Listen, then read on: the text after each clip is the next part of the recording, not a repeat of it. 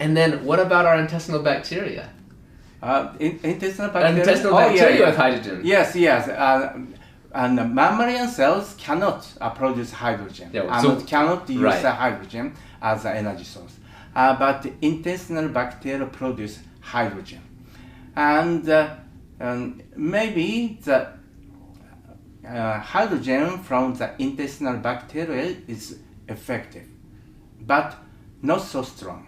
Yeah. And someone compared the effect between the drinking hydrogen gas and the hydrogen produced by bacteria.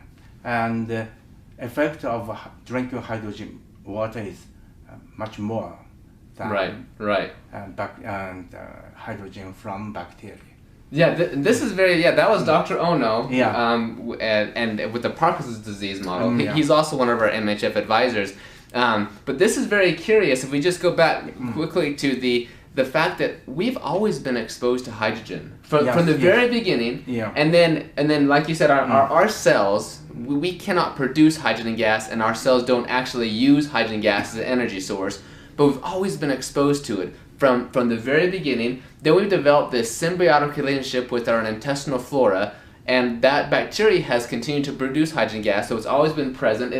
There's basal levels in our blood and our breath, and so it is therapeutic. There was a research article from the Forsyth Institute in Boston, Massachusetts, and the University of Florida where they did a gene knockout study, and they showed that hydrogen gas produced from the bacteria, from the E. coli, was therapeutic from a hepatotoxin or liver toxin.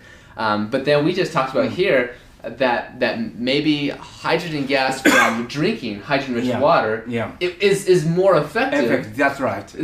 Now this is curious though, because when you look at how much hydrogen gas is produced from bacteria, I mean, we're talking liters of hydrogen gas.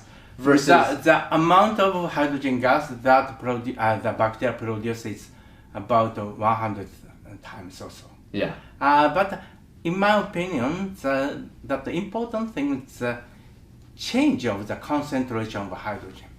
And from the hydrogen from bacteria, the concentration near the constant. So that is why drinking hydrogen water still shows an effect.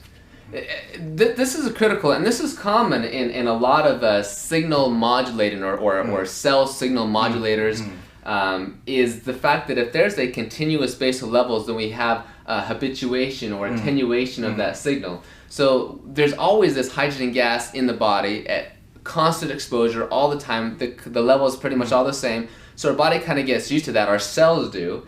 And then when we drink hydrogen-rich water or inhale hydrogen gas a whole bunch really quickly, then we get this tangent, right? And there's this pulse type effect is what causes the cells, the cell modulation to occur. And that's one of the ways that we can explain the reason that drinking hydrogen-rich water is more effective than just getting it from the bacteria.